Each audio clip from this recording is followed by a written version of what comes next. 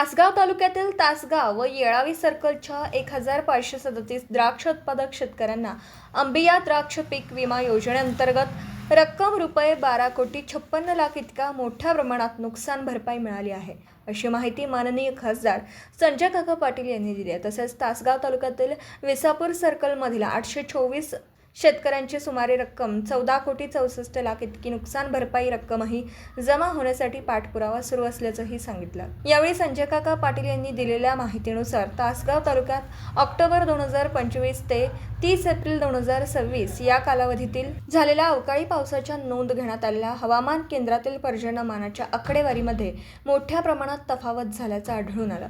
यामुळे अंबिया द्राक्ष पीक विमा योजनेअंतर्गत तासगाव, येळावी आणि विसापूर सर्कलच्या नुकसान भरपाईत मोठा फरक पडून शेतकऱ्यांचं मोठ्या प्रमाणात नुकसान होणार होतं। या 3 सर्कलमध्ये पावसाच्या नोंदीमध्ये मोठी तफावत निदर्शनास आली। त्यानुसार नोंदवण्यात आलेल्या पर्जन्यमानाच्या आकडेवारीनुसार शेतकऱ्यांना सुमारे 15 कोटीपर्यंत रकमेची तफावत येत होती। या तांत्रिक त्रुटीमुळे येथील द्राक्ष उत्पादक शेतकरी मोठ्या नुकसान भरपाईपासून वंचित राहण्याची शक्यता निर्माण झाली होती।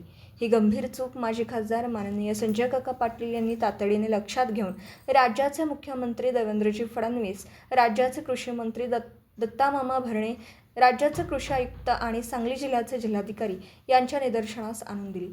संजय काका पाटील यांच्या यशस्वी पाठपुराव्यामुळे पावसाच्या नोंदीतील तफावत वेळेत दुरुस्त करण्यात आली आणि शेतकऱ्यांना नुकसान भरपाई मिळण्याचा मार्ग मोकळा झाला आणि ती रक्कम थेट शेतकऱ्यांच्या खात्यात जमा झाली। यापूर्वीही माननीय खासदार संजय काका पाटील यांनी केलेल्या पाठपुराव्यामुळे आणि शेतकरी आंदोलनाचे झालेल्या अवकाळी पावसामुळे झालेल्या द्राक्ष पिकांचं नुकसान झालेल्या तासगाव तालुक्यातील 12,829 शेतकऱ्यांना रुपये 19,68,00,000 आणि कवठेमहांकाळमधील 5,819 शेतकऱ्यांना 6,38,00,000 इतकी नुकसान भरपाई मिळाली। आता या पीक विम्याच्या स्वरूपात नुकसान भरपाई मिळाल्यामुळे शेतकऱ्यांमधून समाधान व्यक्त होत आहे। अंबिया द्राक्ष पीक विमा योजनेअंतर्गत नुकसान भरपाईची ठळक वैशिष्ट्य। तासगाव आणि येळावी सर्कलमधील एकूण लाभार्थ ॲक्टिव्ह शेतकरी 1537 शेतकरी, एकूण बाधित क्षेत्र 334 हेक्टरी मिळालेले नुकसान भरपाई 3,80,000 रुपये प्रति हेक्टर, एकूण जमा झालेली रक्कम 12,56,00,000। विसापूर सर्कलमधील रक्कम जमा झाली नाही ती मिळण्यासाठी प्रयत्न सुरू आहेत। याबाबत लवकरच माननीय खासदार संजय काका पाटील, राज्याचे कृषी मंत्री दत्तामामा भरणे, राज्याचे कृषी आयुक्त यांची भेट घेणार आहेत।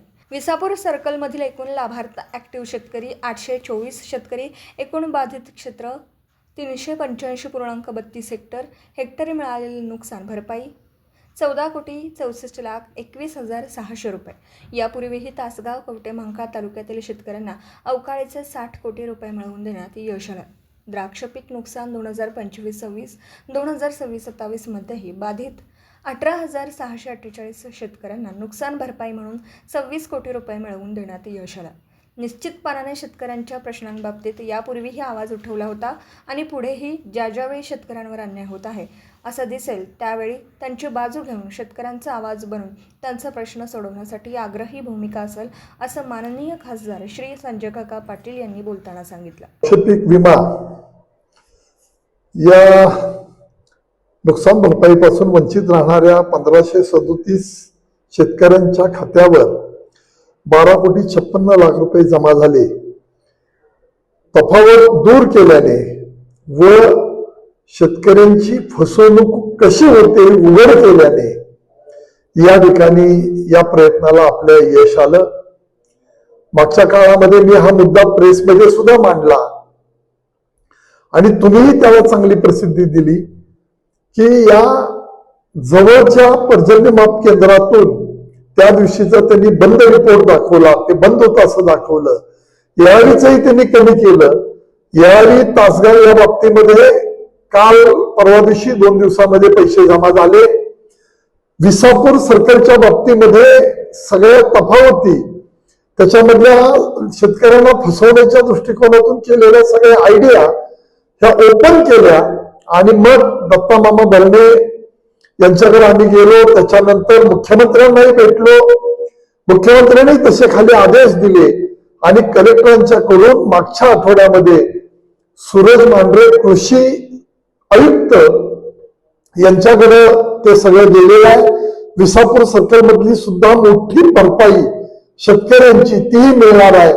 आणि हा शेतकऱ्यांना कसं फसवलं जातं या बाबतीमध्ये सगळ्या प्रकारे आम्ही माहिती घेऊन या सगळ्या गोष्टी उघड्या केल्या, दबाव ठेवला आणि या सगळ्या गोष्टीला आपल्याला निश्चितपणाने यश आलं.